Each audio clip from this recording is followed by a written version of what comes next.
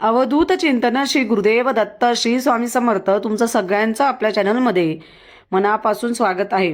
देवघर किंवा देवारा हा आपल्या घरामध्ये कसा असला पाहिजे आजच्या व्हिडिओमध्ये आपण बघणार आहोत. देव हे स्वतःच्या पैशांचेच असावे. देवघर हे लाकडी असावे. देवघराला कमीत कमी 3 किंवा 4-5 पायऱ्या असाव्यात. देवघराला कळस नसावा. देवारा ईशान्य दिशेत पूर्व मध्य उत्तर मध्यच्या ठिकाणी ठेवलेला चालतो. देवघर आणि देव किचन ओट्याखाली कोपऱ्यात कोनाड्यात भिंतीला टांगलेले असे नसावे. देवघराला देवांना जागा नसेल तर खाली स्टँड फिट करा आणि त्यावर देवारा ठेवावा. देवघरावर कोणतीच वस्तू ठेवू नये. ठेवली तर आपल्यावर कर्जाचा डोंगर निर्माण होतो. फक्त एक पिरामिड चालतो. लाकडामध्ये भाग चंदन, औदुंबर, शीस, वड, पिंपळ, आंबा, खैर, कडुलिंब, देवघर वृक्ष ह्या झाडांपासून देवघर बनलेले चालते. देवघर देवारा व्यवस्थित केल्यानंतर आपल्या 50% समस्या सुटतात. वेगळं झाल्यावर लगेच आपण आपला देवारा नीट करावा. देव बनवून घ्यावे. कुलधर्मानुसार जेव्हा पक्वान वेगळे शिजवले जाते, किचन वेगळे असले त्यावेळी देवघर देव हा विभाग वेगळा होतो.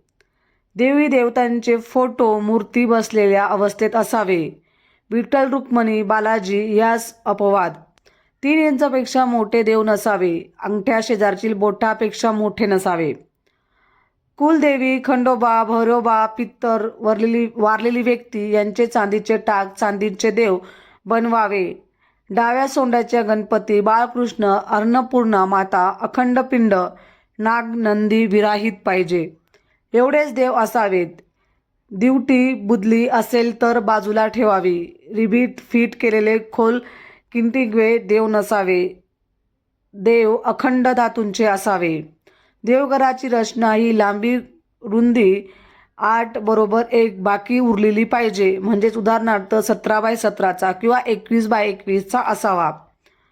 गेट असलेले देव, देवारा सापडलेले देव, भंग झालेले देव, बुडीत घराण्याचे ज्यांचा वंशखंड झाला, दक्षिण मिळालेले पोकळ देव, मुंजा, अविवाहित व्यक्ती, वीर यांचे टाक, माशी लागलेले लंगराच्या काड्या, शनिदेव, उभे असलेले देव, भगवान शंकर, पार्वती माता यांचा एकत्र फोटो, देवीचे पाय उघडे असलेले फोटो, युद्धीचे फोटो, मुंजाचा फोटो, चांदीचा टाक, गुरु शिष्यांचा एकत्र फोटो, मूर्ती, नागनंदी एकत्र असलेले, पिंड मारुतीचा फोटो, लग्नपत्रिका, घराला लावलेले देवतांचे स्टाईल्स फोटो, लग्नात मिळालेले देव घरामध्ये ठेवू नये.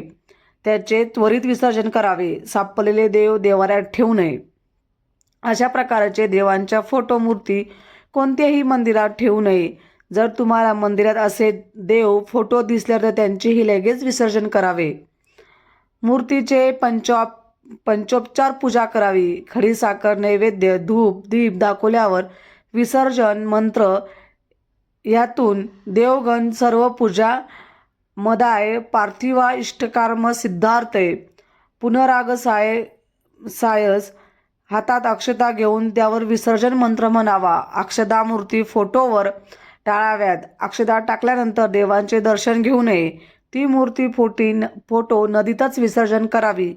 जर नदीत पाणी नसेल तर नदीच्या कोरड्या पात्रात मूर्ती फोटो विसर्जित करावे. ह्याप्रमाणे सर्वांनी आधी आपण आपला देवघर देवारा व्यवस्थित करावा. घराची रचना वास्तुशास्त्राप्रमाणे करावी. मेलेल्या व्यक्तींच्या नावाने आपण मूर्ती घडवून चिरे बसवतो.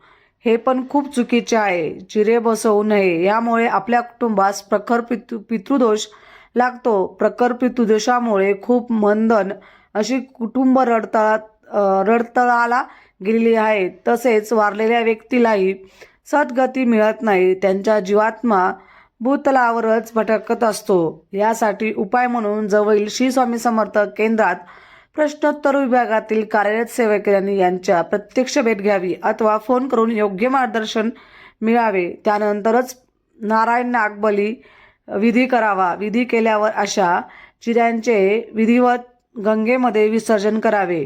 नित्यसेवा कशी करावी? 1 माळ गायत्री मंत्र, 11 माळ श्री स्वामी समर्थ जप, 3 अध्याय स्वामीचरित्र सारामृत या ग्रंथाचं पठण करायचं आहे. वरील नित्यसेवा मनोभावे करावी.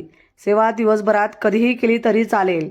महाराजांचा फोटो मूर्ती देवघरात असावी. ह्या सेवेने 99% मानवी समस्या सुटतात.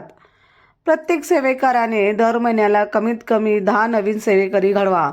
2 पायांचे चालती बोलती केंद्र तयार करा. आपली हृदयातील स्वामी महाराजांची दुसऱ्या व्यक्तींच्या हृदयात पोचवण्याचे अमूल्य असे कार्य करावे. हे गुरुमाऊलींचे कार्य आपण सर्वांनी पूर्ण करावे.